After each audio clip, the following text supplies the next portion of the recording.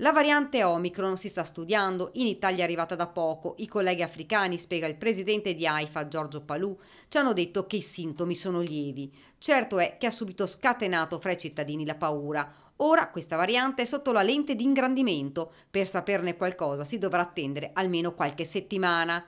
Poche le cose che per ora si sanno. Non sappiamo ancora, uno, se sia più contagiosa, ci vorranno almeno un paio di settimane per studiare in laboratorio con dei virus pseudotipizzati, cioè che hanno nell'involucro esterno la proteina S mutata.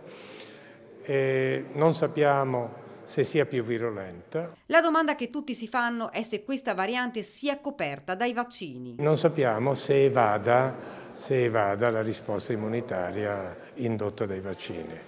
Tanti insomma gli interrogativi su questa variante che sta spodestando, almeno per la preoccupazione, la variante Delta. Ci sono anche condizioni che hanno favorito un'infezione persistente in alcuni soggetti, sia in Sudafrica che in Kenya che in Botswana, dove il virus è stato riscontrato.